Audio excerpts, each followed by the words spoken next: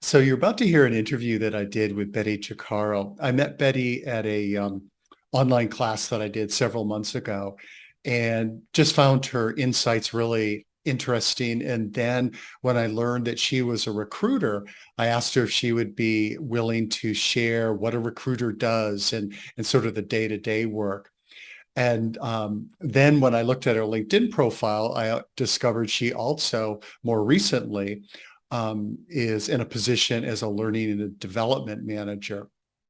So you'll get to hear her talk about both positions and what both positions entail, as well as her career journey. So here's my interview with Betty. All right. So first off, thank you for being willing to do this interview. Absolutely. Thanks for asking. Yeah. So how about if we start off, your name is in the bottom corner there, but if you could just introduce yourself and just say what your current position is, and then we'll go from there.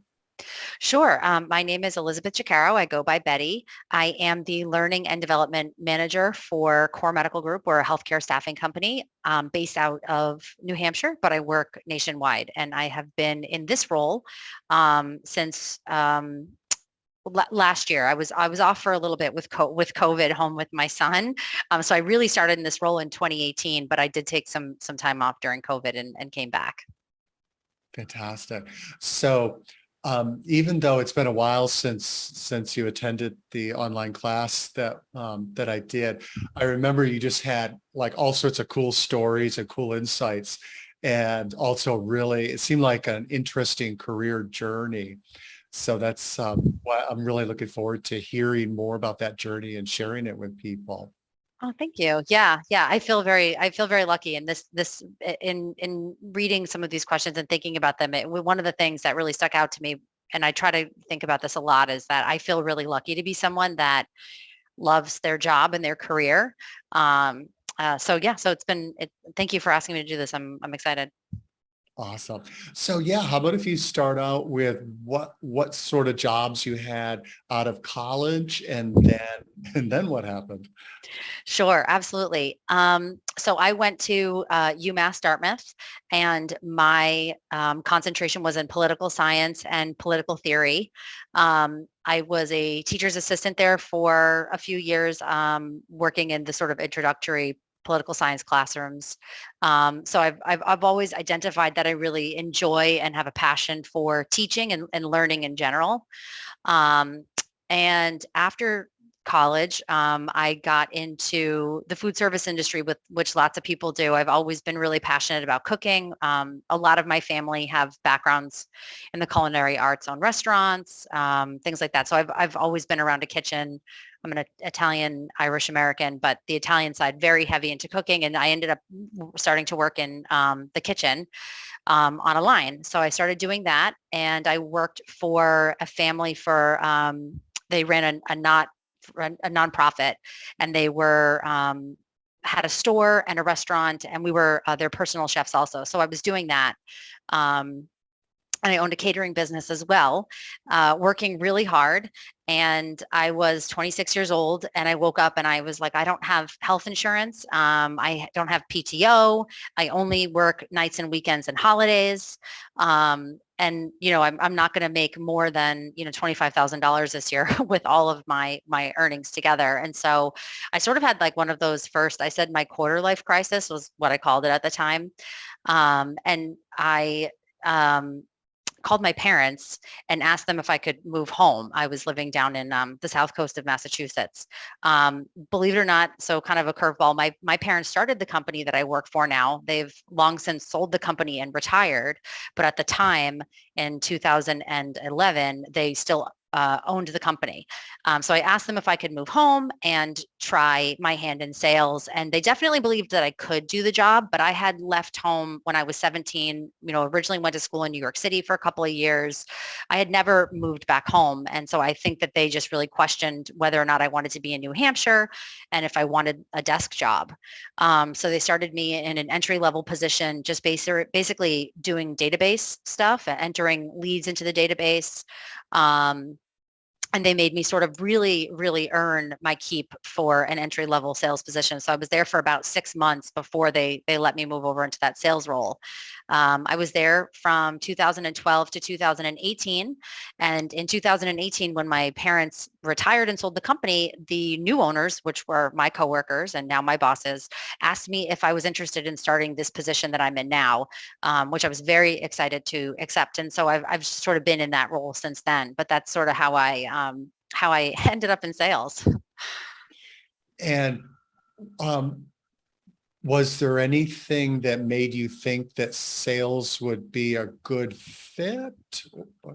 Yeah, I mean, I think that so in my job and in a lot of sales jobs, it's really about connecting with people and communicating and finding likenesses and, finding a need and communicating something to someone and having a solution for them for a problem that they have. I knew that connecting with people would never be a problem for me and that I would enjoy that part. And at the time I was really under the impression most of my life that I wasn't a competitive person, which I've since learned I am a very competitive person. And I think my parents really kind of questioned whether or not I was going to like that aspect of sales. Um, but in my job in staffing, recruiting, you're just talking to people all day and you're finding out what their interests are, what they're looking for, what kind of jobs they want, where they want to travel. It's all really actually very exciting. And the thing that I always train people to understand is that we're really lucky that we make our income off of that. And so it's one of those jobs that if you like connecting with people, if you like talking to people, um, if you're quick on your feet, and things that I think I got from the food service industry. And a lot of our top performers come from similar backgrounds like that. They come from the food service industry. They come totally outside of sales. Maybe they were mental health, professionals, therapists, jobs where you connect with people, and that's what motivates you is to form a relationship with another person. And so I did know that those would be elements of the job that I would really love. But I definitely was a little bit worried about being in an office all day, and having a normal 9 to 5, which was something that I hadn't done. But I was really excited about having the flexibility of having holidays off and weekends off and nights off and stuff. So I felt like with everything, there's always there's a trade-off, right? So um, and the office thing ended up not being an issue, but I didn't really view it as being that much of a leap because the thing I always loved to do was work with people. Boy, when you talk about the really diverse background, like non-sales backgrounds that people come from, what a Yeah, great example of how important it is for people to identify their transferable skills. absolutely. And I think that is something that a lot of organizations have started to do better with the interviewing process, just in looking at a lot of the companies that are offering these, personality assessments now, where that's what they're doing is they're identifying people's skill set, right? What is their personality type? What's their communication style? How do they deal with adversity? Those are the intangibles about a person, things that you can't train. So if you can find those things in someone and identify them as a match for the job that you have, you know, like for me, for an example, those are the things I'm looking for.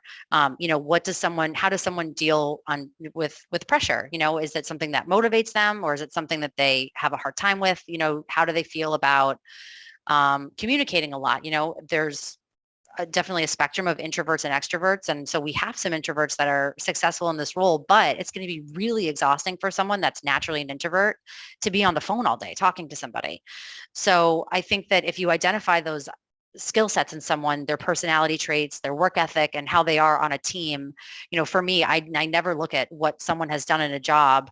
I really look for really more finding out more about their personality, like you're saying, and that's how I identify if someone's going to be good at this. Because I would say 9 out of our 10 hires in our sales divisions do not have sales experience prior to coming to us.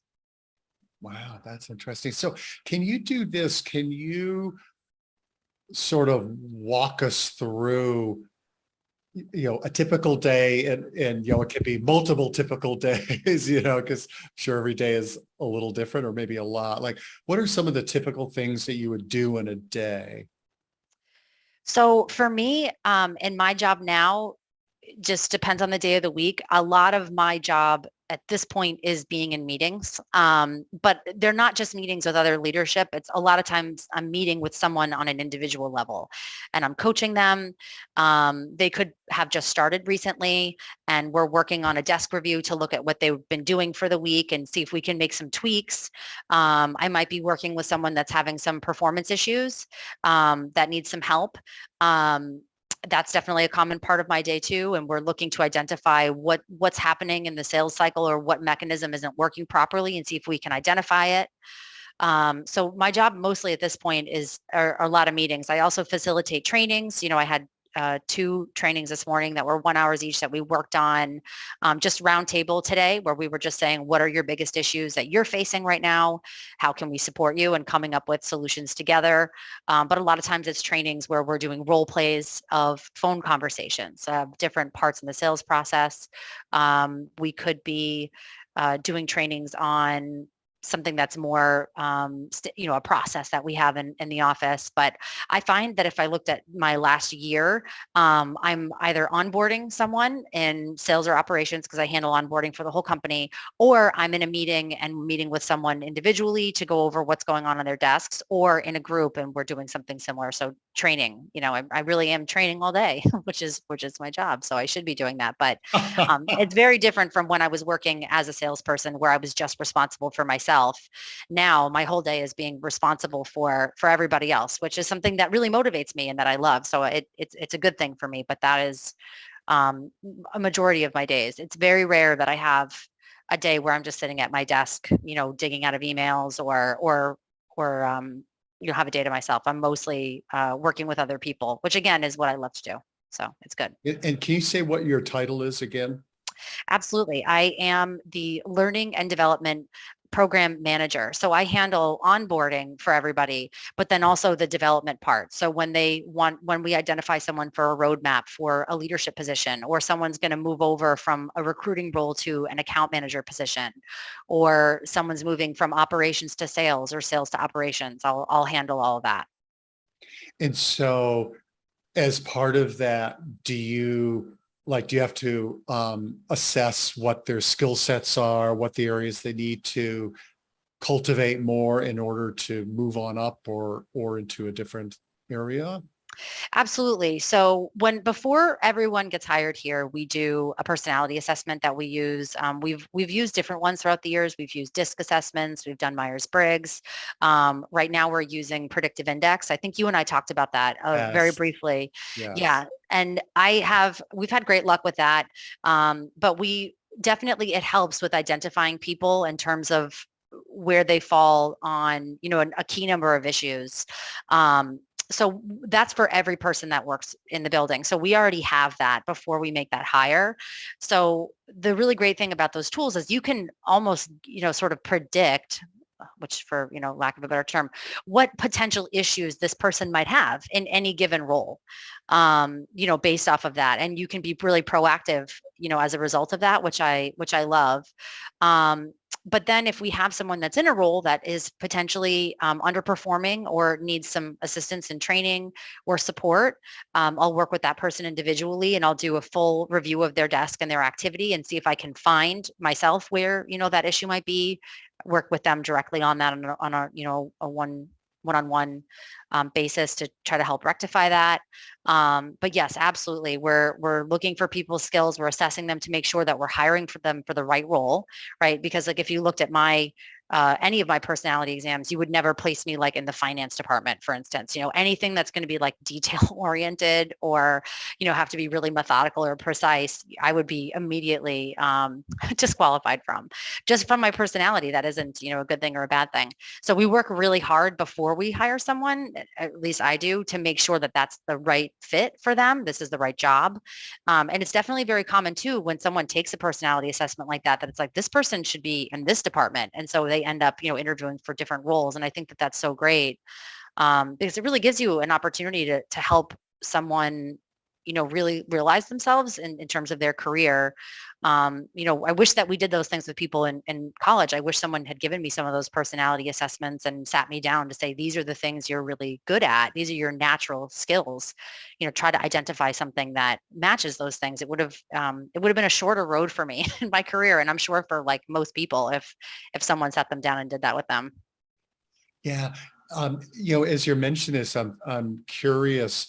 I just updated and reposted an article I wrote a while back on job sculpting. And I'm curious, do you do that where in your organization where, let's say somebody's saying I'm feeling sort of stagnant in my job, or I'm just not feeling like this really maximize the use of my abilities, and then you work with them to sculpt, to morph the job to something else that really helps them provide the most value and be happiest? We've done a lot of that since we started doing these personality assessments. We also work with an employee engagement tool where we conduct these sort of micro interviews in your first 30 days with your manager to really go over your communication style preferences, things that energize you, things that de-energize you, signs of stress, the types of projects you like to take on. So we definitely have managers that are working, individually to formulate their team around that. So say Sandra hates doing these reports, but Mary loves them. And John hates doing, the direct contact with the clients for billing, but Ted loves it. Well, they definitely have been breaking up responsibilities accordingly that way. And I think that was there have been a lot of aha moments for us when we started working with this employee engagement tool to really help apply people's personalities to their roles as a team, because everybody has natural strengths, right? So any good organization should be figuring out what those things are and helping you apply them. We don't do that in the literal sense of job sculpting, but I think we do on a case-by-case basis on the teams. The other thing we have done a lot of, especially since I'm in this role, it's something that I'm really proud of, is when someone is a good hire in the organization, they're a great team member, they share the company's values, but the job itself isn't the right match for them, trying to put them into a different position in the organization that better matches their skill set. That is something I've done a lot of in the last 4 years. It's something I'm really proud of, because the hardest thing for me, I think, is emotionally detaching when someone isn't the right fit. That was something that, especially at the beginning of my job, was really challenging for me, because I really do connect with people in a real way. It's not just business for me. So that was something that was very challenging. And so when we started to try to do this, where we would say, well, this person is an amazing hire, they're a great teammate, everyone loves working with them, but this just isn't the right job for them, and moving them to a different department where they're a better fit. And there are a few people I could think of off the top of my head that have been really successful in that. And that really brings me a lot of happiness, because most of the time they come back to their old manager or myself or my boss and say that, they're so grateful that someone identified that, because they were going to leave or they would have left and they didn't want to, but they didn't know what to do. And a lot of times too, people just don't feel safe to go to a manager and say that, right? They're afraid that they're going to lose their jobs if they do that. So I think creating that type of culture is very hard, but really, really important. And it helps with your attrition rates as a company too, because people want to stay with the organization, even if they move to a different role. That should still be viewed as a win. Man, what an important point about not feeling safe to say something to their manager. Yeah. That's why I constantly beat the drum of psychological safety. It's Yeah. like so many employee relations issues, turnover problems, et cetera, would go out the window if employees felt safe enough to bring up what they need to bring up. It is so true. And I think that, you know, most, I think, managers and business owners are a lot of times operating with just thinking in the short term, of what, with profits and losses. And I think it takes a lot of mistakes to learn the lesson of, keeping someone that's a good hire, that's good for the culture, that's good for the organization on the team, even if in the short term that means less revenue, in quotes, right, or less productivity. Um, I think it's something that most companies probably do wrong a lot longer, and then realize we have to try to get this right. But yeah, I do know that that's not that common. And I hope that if companies take something from COVID and from this great, resignation and all the things that people are dealing with right now, that if we, as culturally, if companies would adopt that model, I think that they would, in the long run, they would save themselves, like you said, a lot of attrition, burnout, and create a much better culture, because those are people that are happy to be where they're, working for the companies they're working for, which obviously leads to higher productivity. So all of those things end up, again, being wins for the organization, but it takes really big picture thinking to see it that way. And I'm sure in your travels that isn't as common as you would love to see. It's definitely not as common as I would love to see. That's for sure. So, so with your training development program manager position, your days primarily meeting with other people, whether it's in a group training or like sort of workshop format or one-on-one coaching. Yeah. Okay. Yeah. How about if we sort of turn back the clock to your recruiting times? Can you describe like what a typical day doing that entails? Absolutely, yeah. So we have lots of technology. It's 2022, to help you with this. But at the end of the day, recruiting is a people business and it's a phone business. So, you have to be comfortable or get comfortable with being on the phone a lot. So my boss always said that this is the hardest, easy job you'll ever have, because it is. It doesn't, you don't need an advanced degree. You're not, physically manufacturing or engineering anything, but it is very emotionally taxing, because it can be really taxing to talk to someone all day and then come home and be a wife or a partner or a mother or a father or a sister, and have, you're pouring from an empty cup. So you have to really get good at learning how to disconnect and do those things. But a typical recruiter day is going to be, you're coming in, you want to make sure you've got your plan for the day set up from the day before. Who are the people that you most need to get in touch with? And those are the people that you should be reaching out to right away.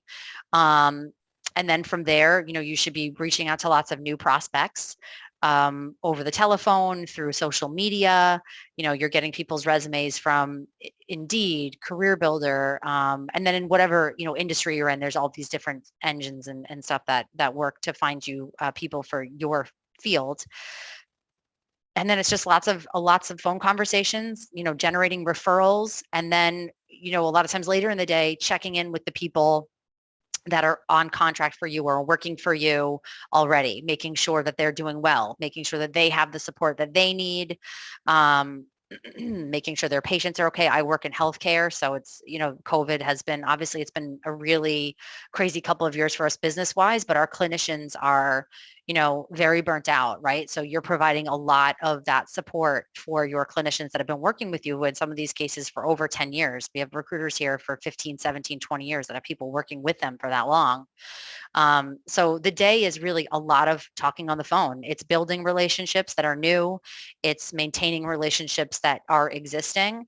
But it's all about connecting with people, and building rapport with people so that they have that psychological safety with you to talk with you about what they're looking for in a next career venture, what that growth looks like for them, what that dream job is, why they are looking in the first place. That can be a really tough conversation. Someone's afraid they're going to get a bad reference if they say something bad about their current employer. But there's obviously a reason they're looking. So you have to find what that is, and make them feel safe to do that. So the day is really, it's a lot of phones, it's a lot of phone conversations, it's some mix of finding new business that you have to always keep doing so that you don't have these ups and downs, which lots of salespeople do. Because what happens is when you get busy, usually the first thing that salespeople stop doing is prospecting for new business. And that really ends up leading most salespeople to this kind of these ups and downs throughout the year, that are avoidable if you consistently prospect every day. So it's a really interesting balancing act of those two things. So when you say prospecting, um, can you sort of paint a picture or like a video of what you're doing when you're prospecting? Like, where are you looking? How do you reach the people, et cetera, et cetera? Absolutely. So for me on my side, most of my recruitment career was in permanent placement for healthcare professionals. So I worked with nurses, and allied healthcare professionals, doctors, et cetera, on permanent full-time roles. Mostly in the staffing industry, it's contracts. So it's 13 weeks assignments or 6-month assignments or 1 year or something. I worked on the perm side for most of my career and mostly with leadership. So prospecting for me was we have a database, looking in the database, who fits the background of what I'm looking for. Say I'm looking for a director of emergency services. Who do I have in my network right now that fits that description? Reaching out to them first. And then one of my favorite sources was LinkedIn. And I would just connect with people professionally for a no pressure call, because a lot of my relationships with leaders at that level, I'll never even place. I'm just talking to them to find out about their organization, about what they might be looking for in the future, about sort of other hospitals in the market that I might be working with, what's going on with them, what might some of those challenges be in staffing for them. Every industry is a small world, right? So, when you're working I worked a lot in New England. I loved working the Boston metro area, New Hampshire, Mass. I liked working in New England. So my Boston nurses directors, they knew everybody and they knew what was happening at every hospital. So if I needed to have the skinny on something, I could call one of them. But how you build those relationships is just by reaching out to have a no pressure conversation. So you really have to be good at playing the long game, that you might not place this person ever. You might not place them now, or you may, but you might get referrals from them. You might get great market information. You might get a client lead out of it. They might be hiring for nurses too. They might want to work with you. So reaching out on LinkedIn was a big part of my day, networking that way. I've recruited on Facebook before, because you can call people right from Facebook, which is really interesting. You don't have to wait for them to send you their resume or even reply sometimes. So working on Facebook. And then, some companies have a sourcing department. I'm lucky enough that we do, where they send us leads. So people who post their resumes on Indeed or Career Builder, et cetera, that we will get those as leads to call and text and email as well. Interesting. So let's say on LinkedIn, um, what would be like a typical connection note that you would add? Like, so if you're reaching out to somebody. I think if I'm trying to recruit them, I would say something like, I'm working on an ICU director position, that's local to you. I'd love to find out about if this is a great next step for you or something you might be hearing more about. Um, Either way, I'd love to network with you. I think that a lot of times for me, once you're established in that field, they're going to see those mutual connections. They can go to your page and see if someone's written a review for you about working with you and what their experience is. I always had a very no pressure approach, and I always tried my boss was great at always telling me, from the moment I started, that this is about them. This is not about you. And so you always want to make those conversations in your relationships about those people. We're really lucky that we make our income that way, that's how we base our livelihood. But when your ego gets in the way and you make it about yourself, you lose sight of everything. And that's really, really true. If only we could get people to remember that. But I always really kind of tried a softer approach of just networking with people to find out, is this a good fit for you? If not, what are you looking for? I work nationwide. So maybe you want to move to Florida. Maybe you and your spouse bought a place that you want to retire in, and you want to now look for a job down there and you don't want to look locally. Or maybe you want to step away from leadership and you want to work back at the bedside because you just want to go home and not have that responsibility. So I tried to just not assume that I knew that they wanted exactly what I was talking about specifically, but I think it's important to reference a specific position, because otherwise I think you're just reaching out as a general thing. And I don't think people have the time, to give you for that. So I tried to give them something.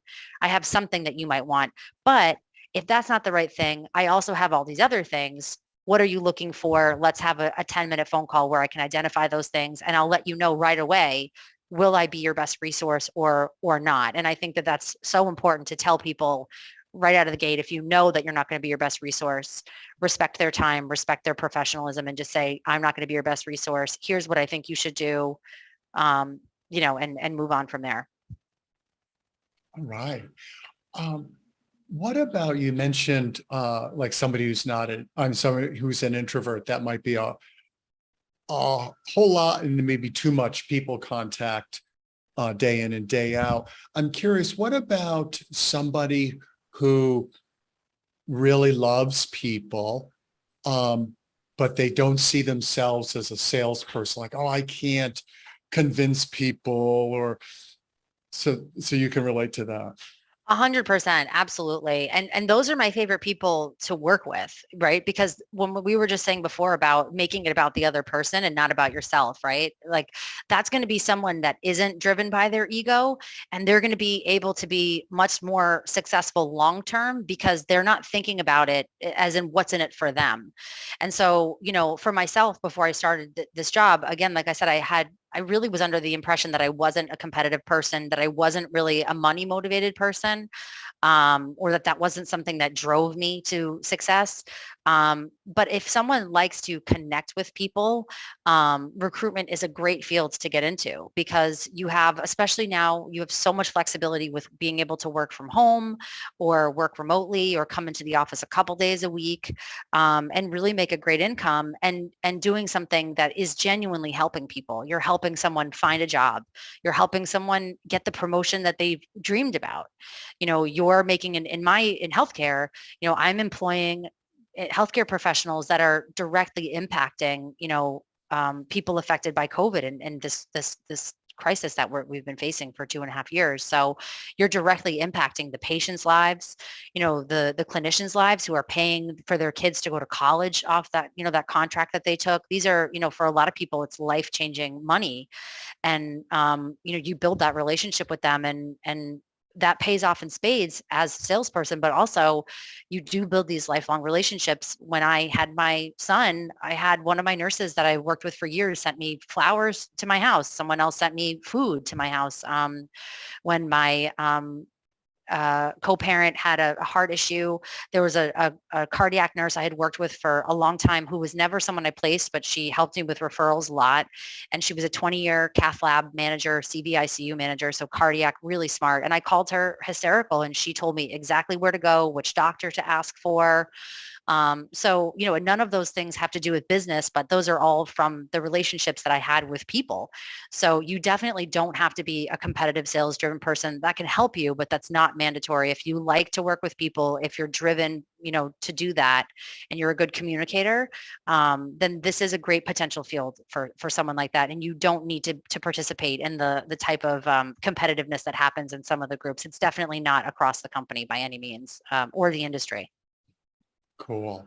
So besides great people skills, communication skills, what other skills would you say, really key to be successful in a recruiting position? And then, well, I'll do one question at a time. So what other skills? And we I could say qualities too, if you want to add qualities too. Yeah, absolutely. So definitely those people skills, those communication skills, those are really key. And we can teach those things. If you have a desire and you have those natural instincts, right, you're not going to naturally necessarily be good at having tough conversations or de-escalation calls or anything. So those are definitely sort of strategies and techniques you learn. Some other, I think, skills that are really important, I would say overall resilience is one of the most important skills. I think if how you inherently view disappointment or failure on a day-to-day basis can really affect you in this job. So if you're someone who takes everything really personally, this is going to be a tough job because most people you have you the what is the expression, you kiss a lot of frogs. You go through a lot of no's to get to a yes. And so I think it takes a lot of, like, grit is a term that gets thrown around a lot around this, but I think you have to have some grit and you have to have a lot of resilience because there are going to be a lot of things that don't go your way, people that don't want the job after all, people that leave halfway through. There can be a lot of that, so you have to lean on your relationship building and your ability to set expectations with people and hold them accountable. But I think resilience is really one of the keys there, because if you walk out of here every day feeling like, you got kicked in the teeth all day, you're not going to want to stay in this field.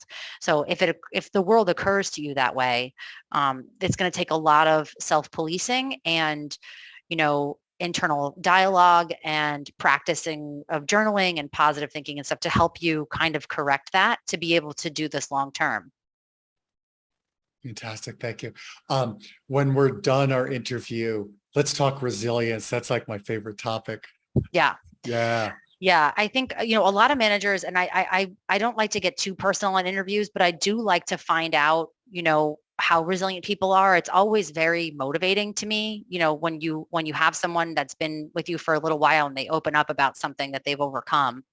Because we all have that. For me, my mother died very unexpectedly when I was 21. It was out of the blue, and I worked for this family business. It completely fractured my world, and there was a lot of time where I felt, completely directionless and everything. But I am a very resilient person. I did the work. I really tried to work on myself and get through those things. But to look back on that now, where I was, and to see really how resilient I was without knowing that about myself at that age.